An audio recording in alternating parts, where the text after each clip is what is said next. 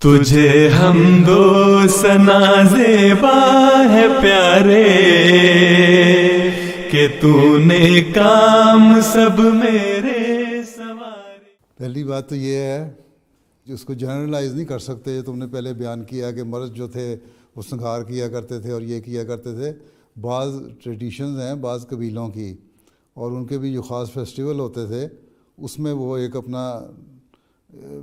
خاص قسم کا میک اپ کر کے یا ڈریس پہن کے آیا کرتے تھے، اور اسی طرح عورتیں بھی میک اپ کر کے اور ڈریس پہن کے آتی ہیں۔ اور پرانے جو قبیلے ہیں، ایبوریجنز ہیں آسٹریلیا کے یا موری ہیں نیوزی لینڈ کے یا ریڈ انڈینز ہیں امریکہ وغیرہ کے،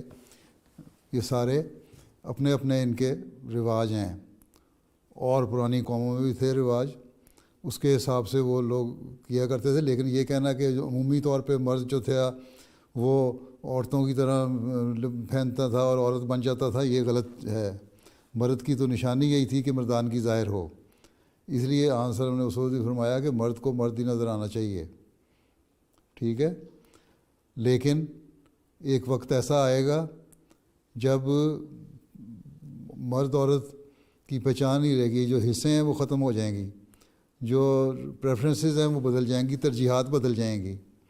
ٹھیک ہے۔ اس وقت ہر ایک اپنا حق نہیں پہچاننے والا ہوگا، اور اسی کا نتیجہ یہ نکل رہا ہے کہ برائیاں پھیل رہی ہیں۔ اب جب جینڈر چینج کرنے کا رواج پیدا ہو گیا، اس لیے اس قسم کی جب برائیوں میں انسان ملوث ہوتا ہے تو خیال بھی پیدا ہو جاتا ہے، وہ ماحول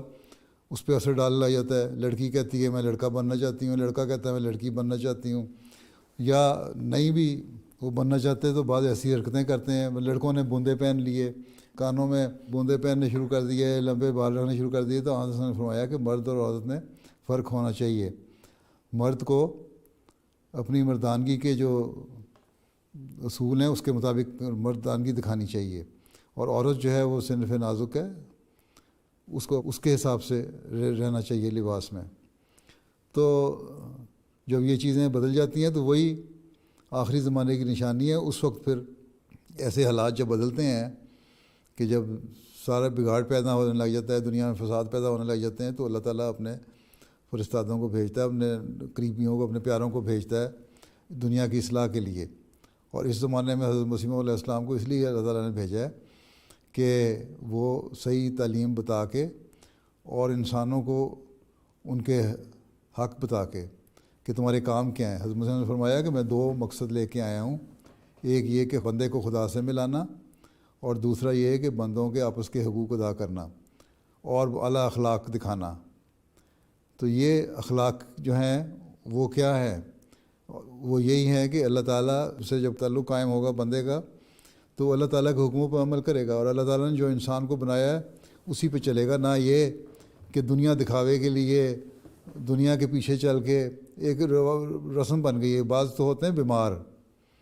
ان کو تو اور چھوڑ دو، لیکن اکثریت ایسی ہے کہ وہ بیمار نہیں ہوتے بلکہ وہ لوگوں کو دیکھا دیکھی فیشن کے طور پہ اس قسم کی حرکتیں کرنی شروع کر دیتے ہیں، پھر وہ اللہ سے بھی دور چلے جاتے ہیں، دین سے بھی دور چلے جاتے ہیں، دنیا میں بالکل ڈوب جاتے ہیں۔ تو ایسے لوگ پھر جو ہے ان کو پھر اللہ تعالیٰ سزا بھی دیتا ہے، اور اگر وہ صحیح راستے پر نہیں آئیں گے تو ضروری نہیں کہ اس دنیا میں سزا ملے، اگلے جان میں سزا دیتا ہے اللہ تعالیٰ کہ جو تمہیں میں نے بنایا تھا وہ کیوں نہیں تم بن کے رہے، جو میں نے تمہارے پاس پیغام بھیجا تھا کہ یہ اچھے اخلاق ہیں، یہ مذہب کی تعلیم ہے، تم نے کیوں نہیں عمل کیا، تم نے مخالفت کی، کیوں دنیا میں ڈوبے رہے۔ تو یہ تو اللہ تعالیٰ کا معاملہ ہے کس طرح بندے کے ساتھ ڈیل کرتا ہے۔ لیکن یہی بات ہے کہ اس زمانے میں آزادی کے نام پر اور فریڈم آف ایکسپریشن اور ہر قسم کا جو فریڈم ہے اس کے نام پر جو مرضی انسان چاہے کرنے لگ جاتا ہے، اور یہ پھر برائیوں کی طرف لے کے جاتی ہے۔ اس سے آہستہ آہستہ انسانی نسل بھی ختم ہو رہی ہے، اور یہ برائیاں بڑھ کے آخر میں جن قوموں میں زیادہ ہو جائے گی وہ قومیں تباہ ہو جائیں گی، جس طرح پہلی قومیں تباہ ہوتی رہیں، ٹھیک ہے۔